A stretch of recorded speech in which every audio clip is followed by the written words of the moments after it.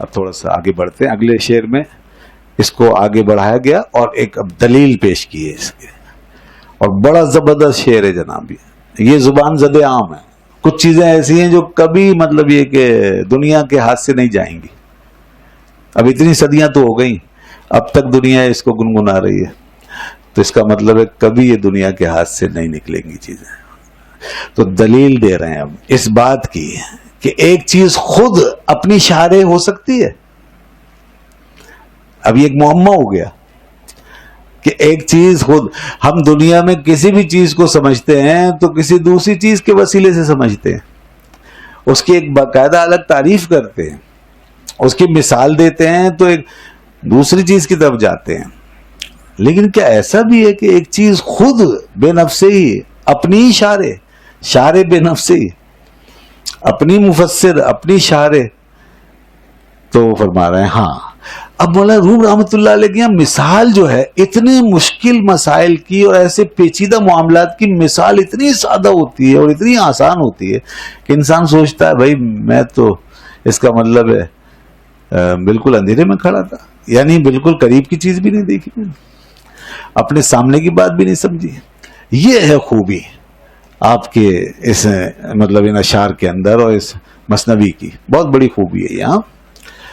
کہتے ہیں آفتاب آمد دلیل آفتاب، سمجھ گئے ہوں گے، آفتاب آمد دلیل آفتاب، گر دلیلت باید از وی رو متاب۔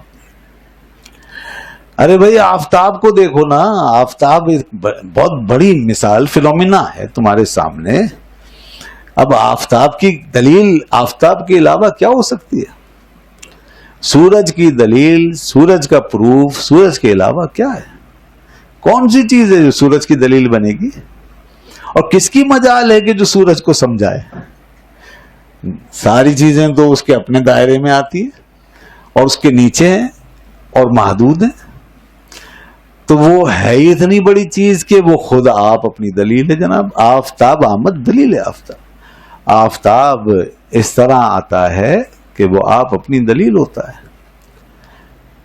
اسی طرح عشق ہے، عشق بھی ایک اتنی بڑی دنیا ہے، ایسا جہان ہے کہ وہ آپ اپنی دلیل ہے، آپ اپنا شارح ہے۔ وہاں پہ یہ عقل ایک چراغ سا لے کر چھوٹا سا، یہ وہاں کیا روشنی پھیلائے گی؟ اتنے بڑے جہان میں یہ کیا دکھائے گی؟ آپ کا قلم اور آپ کی زبان وہ ایک اندھے کی لاٹھی کی طرح جو ہے ٹک ٹک کرتی چلی جائے گی، وہ کیا دکھائے گی؟ وہ تو اتنا بڑا جہان۔ اس لیے کہہ رہا ہیں یوں سمجھو جیسے آفتاب ہے، تو آفتاب آمد دلیل آفتاب، دا پروف آف دا سن از دا سن۔ بڑی سادہ سی بات ہے، دا پروف آف دا سن از دا سن، گر دلیلت باید از وی رو متاب۔ اگر تجھے دلیل چاہیے تو پھر از وی رو متاب، تو اس سے اپنا منہ مت پھیر۔ اگر تجھے دلیل چاہیے، if you require, if you want, if you require the proof, do not avert your face from that, do not turn your face from that۔ اس سے اپنے منہ کو پھیرو نہیں۔ اب ایک شخص کہتا ہے مجھے آفتاب کی دلیل دیجیے، رات ہو رہی ہے، وہ آفتاب کی دلیل چاہتا ہے۔ آپ بیوقوفی کریں گے اگر آپ اس کو رات بھر بیٹھ کے سمجھائیں گے، پھر بھی پتہ نہیں سمجھے گا یا نہیں سمجھے گا۔ کیا کیا سمجھائیں گے، کیسے سمجھائیں گے، اس کا سائز سمجھائیں گے، روشنی سمجھائیں گے، کہاں تک سمجھائیں گے، پھر بھی پتہ نہیں اسے یقین آئے یا نہ آئے، اس لیے کہ اندھیری رات، گھٹا ٹوپ اندھیرا، اب اس میں کیا یہ سمجھا رہے ہیں اتنا، ایسا ہوگا ایسا ہوگا ایسا۔ زیادہ سے زیادہ وہ چراغ اور یہ آپ کی کندیلیں اور یہاں تک ہی جائے گا بیچارہ۔ آفتاب کو ایسی اندھیری رات میں کیا سمجھے گا؟ بس اس کو وہ کہیں سو جاؤ، صبح اٹھو گے نا پھر تمہیں بتائیں گے آفتاب کیا ہوتا ہے، بتائیں گے نہیں دکھائیں گے۔ تو بس صبح ہوتے اس کو سب نظر آ جائے گا۔ اس کے بعد پھر اس سے پوچھئے کیوں جی سمجھ میں آیا، اب کچھ اور سمجھنا ہے؟ وہ کہے گا نہیں بھائی بالکل، اب تو سب ختم، اس سے زیادہ اب کیا سمجھوں گا، میں نے تو آفتاب خود دیکھ لی۔ اس کے بعد کسی دلیل کی ضرورت نہیں ہے، اس لیے کہہ رہے ہیں آفتاب کا آنا خود اس کی دلیل ہے. تو یہی معاملہ عشق کا ہے.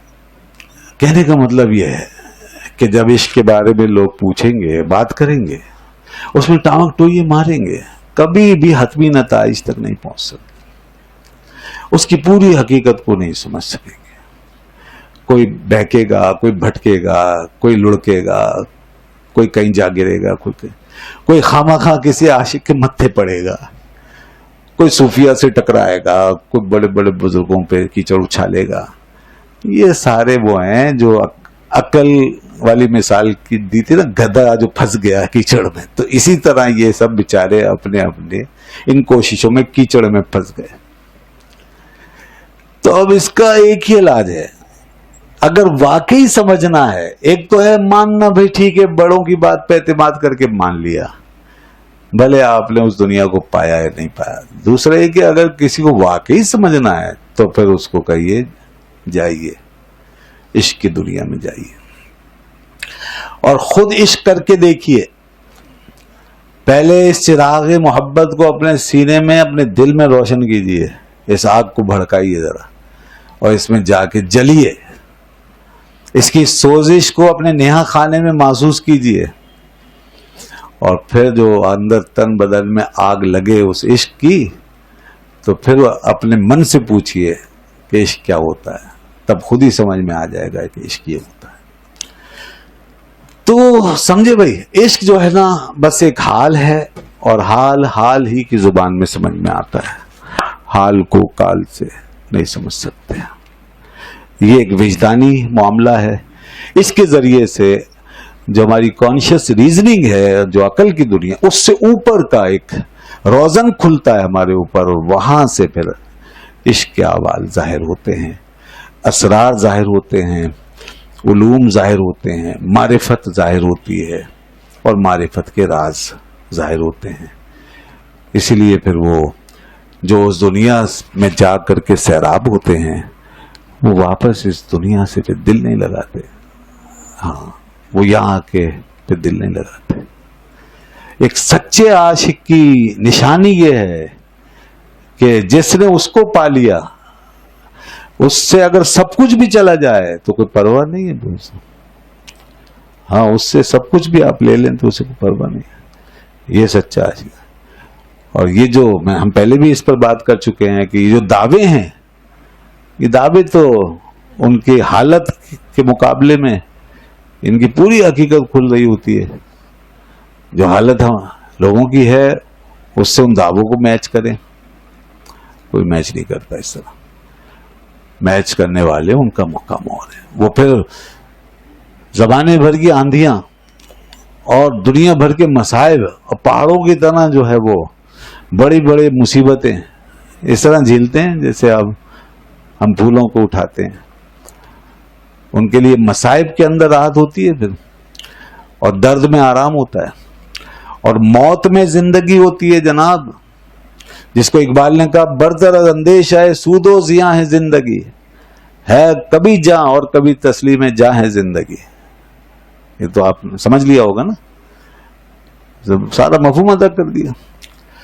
اور کیا کہا وہ غالباً سنائی کا شعر ہے یہ، جس پر حضرت بختیار کاکی رحمت اللہ علیہ کا وصال ہو گیا تھا محفل سما میں.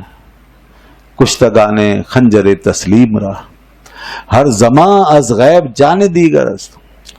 کہ جو خنجر تسلیم سے، تسلیم کے خنجر کا مطلب وہی عشق و محبت میں جو رضا کے مقام پہ پہنچ گیا کہ محبوب کی رضا میں راضی، تو جو اس خنجر سے، تسلیم کے خنجر سے قتل ہو چکے، اپنے آپ کو جنہوں نے کٹوا لیا، فنا کر دیا، کشتگان خنجر تسلیم را ہر زماں غیب جانے دیگر. اب ان کا حال یہ ہے کہ زندگی موت برابر، اب چاہے وہ ادھر ہوں یا ادھر ہوں، ہر گھڑی ایک نئی زندگی، ایک نئی جان ہے ان کے لیے. یہ عالم ہو جاتا ہے.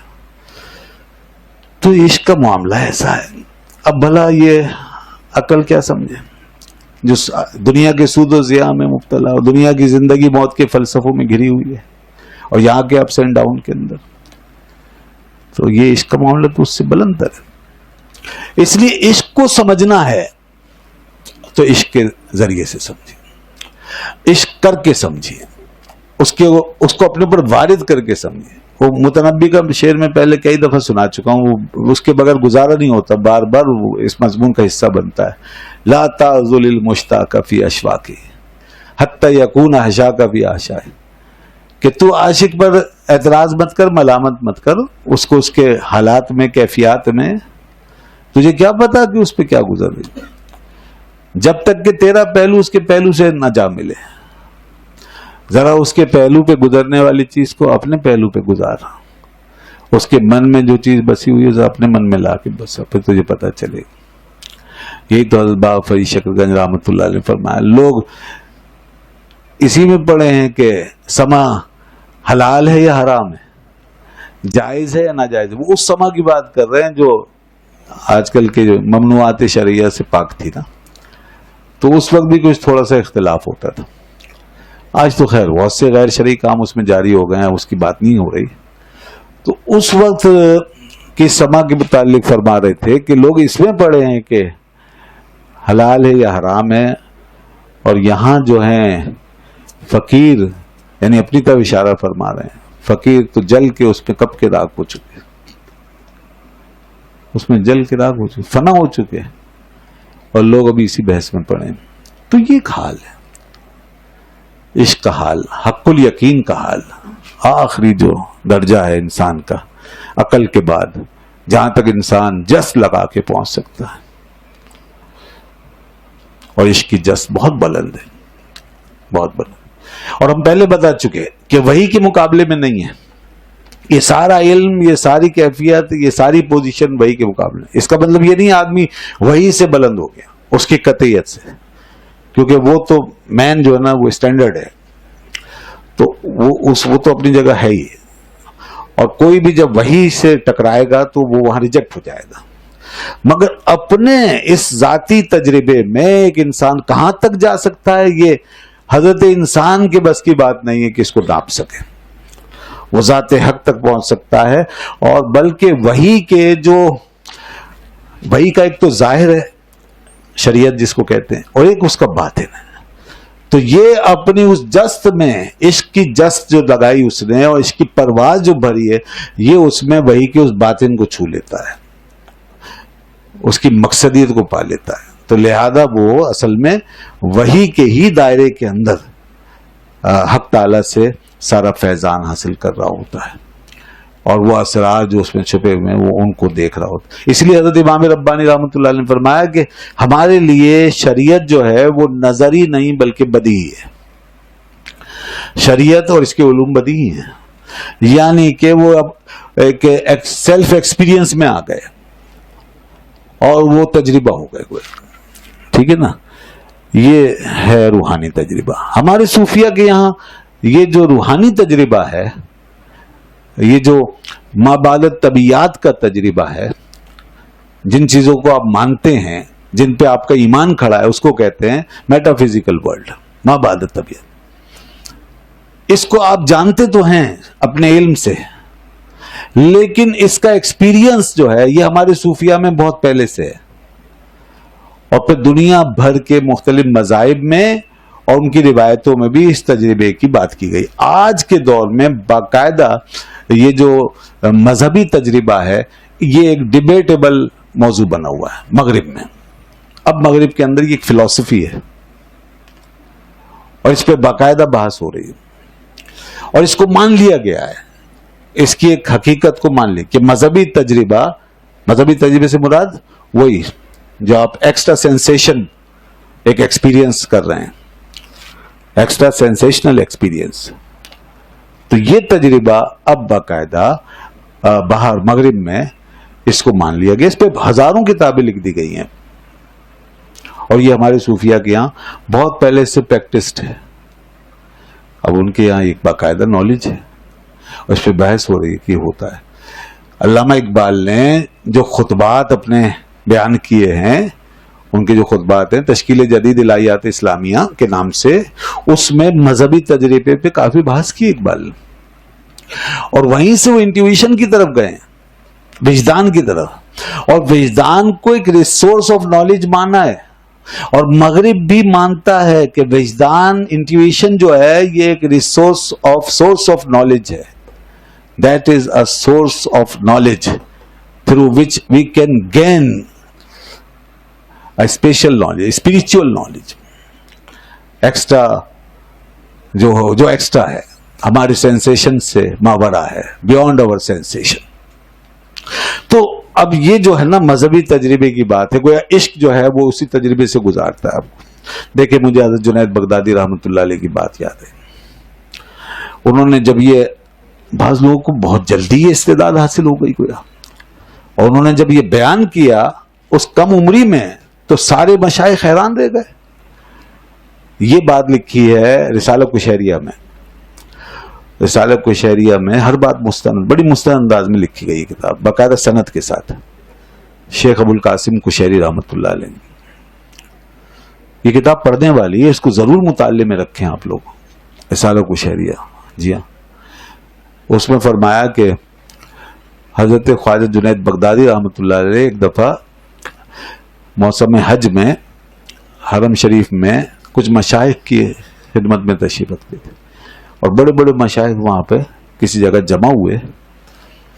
تو ان کے درمیان کچھ گفتگو شروع ہو گئی یہی عشق اور محبت کے حوالے سے.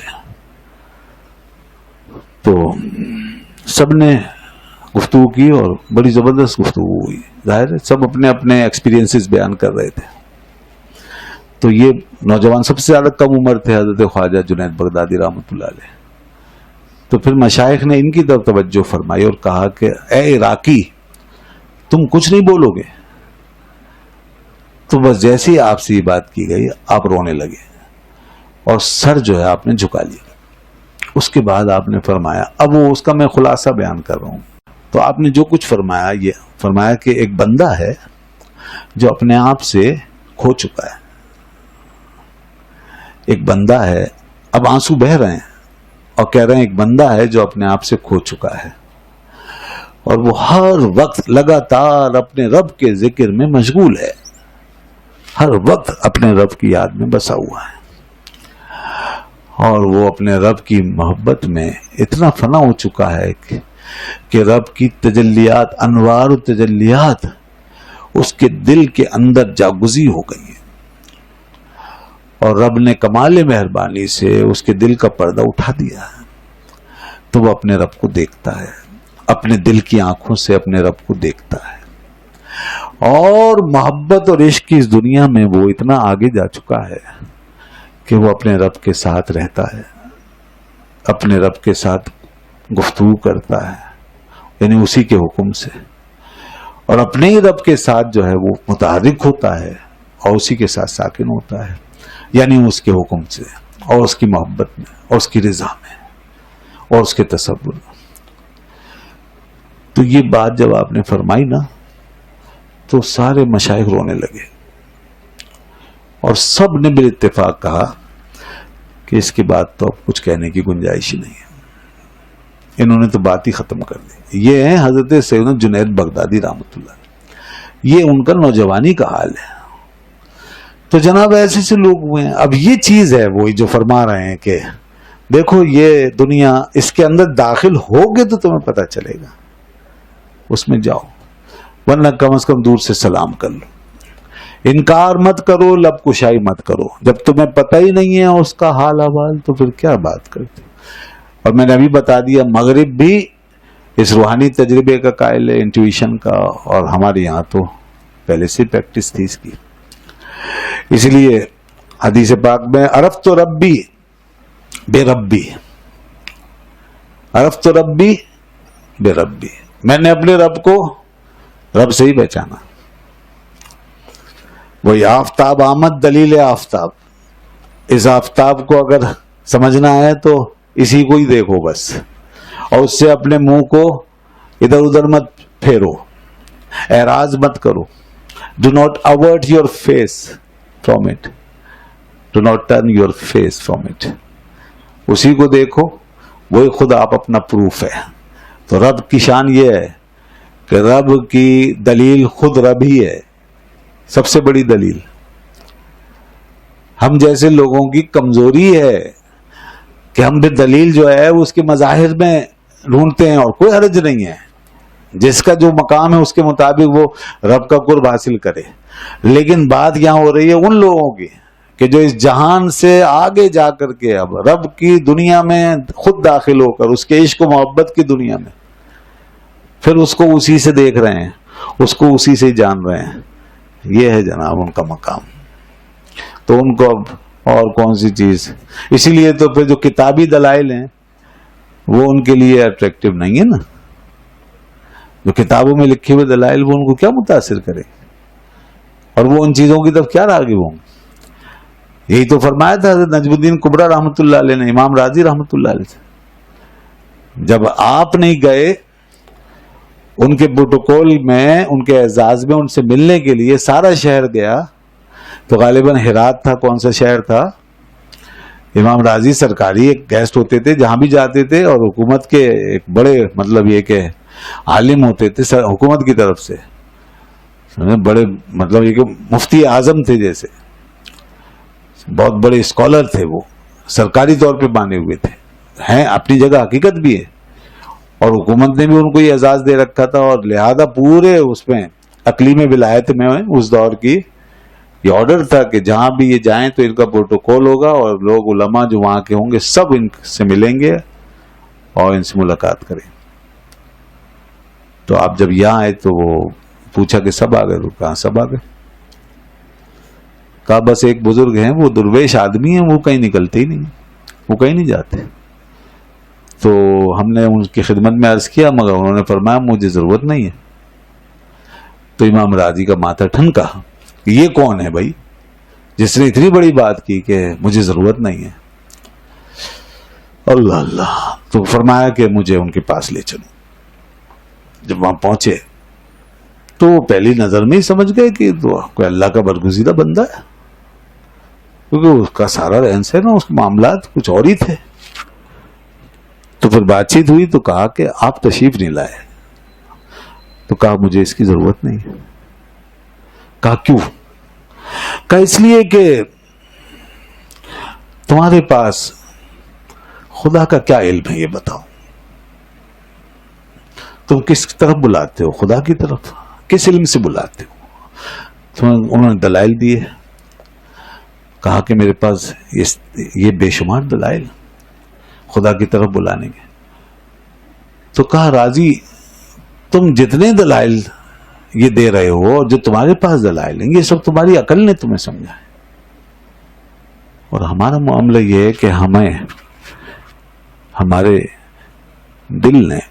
دل کی آنکھ نے خدا تک پہنچا دیا. تو جس کو تم اپنی عقل سے سمجھتے ہو اسے ہم اپنے دل کی آنکھ سے دیکھتے ہیں، اور جس کو تم دور بیٹھ کے ثابت کرتے ہو اس کے حضور میں ہم ہر وقت حاضر رہتے ہیں. تو اب بتاؤ تمہارے اس دور کے علم کا ہم کیا کریں؟ جو قرب میں بیٹھا ہو، جو قریب ہو، نزدیک ہو. تو یہ جو پریزنس ہے نا، پریزنس حضوری، بس یہ ہے وہ چیز جو اہل تصوف کا سب سے بڑا خاصہ ہے، کہ جب وہ عشق ہوتا ہے نا، عشق پھر پریزنس میں لے کے جاتا ہے. یہ سمجھ لیں حضوری میں. جیسے کہ حضرت جنید بغدادی کا میں نے بتایا کہ وہ کہہ رہے ہیں کہ خدا نے ہم دل کے پردے اٹھا دیے ہیں، اور اب وہ بندہ جو ہے ہر وقت اپنے رب کے دیدار میں رہتا ہے. تو یہ پریزنس. اب اس پر جو ظاہر ہے کہ آدمی کو حق الیقین ہے، یہ جو علم آ رہا ہے وہ ظاہری علم اس کے لیے کیا اہمیت رکھے گا. تو یہ بہت بڑا روحانی اسپریچول ایکسپیرینس ہے. تو بہرحال پھر وہ حضرت راضی رحمۃ اللہ علیہ ان سے بیعت بھی ہوئے تھے، یہی لکھا ہے کتابوں میں. اور یہ شیخ نجم الدین کبریٰ تھے، پھر ان سے وہ بیعت ہوئے تھے. تو جناب آفتاب آمد دلیل آفتاب، گر دلیلت باید از وے رو متاب. کہ آفتاب خود اپنی آپ دلیل ہے، تو اگر تجھے دلیل چاہیے تو اس سے اپنے چہرے کو نہ پھیر. ایک شعر ہے فارسی کا، وہ بھی سن لیں، اور وہ اس ساری گفتگو کا خلاصہ ہے. جز با علم او ندانت ذات اورا ہر علیم، شمس ہر دم جز بنور او نبین ذات اورا ہر بصیر. کہتے ہیں کہ جز با علم او ندانت ذات اورا ہر علیم، سوائے اس کے علم کے اس کی ذات کو کوئی جاننے والا جان ہی نہیں سکتا، سوائے اس کے کہ اسی کے علم سے جانے، اس کے علاوہ کوئی جاننے والا اس ذات کو جان ہی نہیں سکتا، اور سوائے اس کے کہ اسی کے نور سے اس کو دیکھے، اس کے علاوہ کوئی دیکھنے والا اس کو دیکھ ہی نہیں سکتا۔ تو ہر جاننے والے کے لیے ضروری ہے کہ اسی کے علم سے اس کو جانو گے تو اس کا پتہ چلے گا، اور ہر دیکھنے والے کے لیے ضروری ہے کہ اگر اسی کے نور سے اس کو دیکھو گے تو وہ نظر آئے گا۔ سبحان اللہ، کیا بات ہے۔ تو وہ خلاصہ ہو گیا نا کہ آفتاب آمد دلیل ہے آفتاب، اس لیے کہ وہ آپ ہی اپنی دلیل ہے۔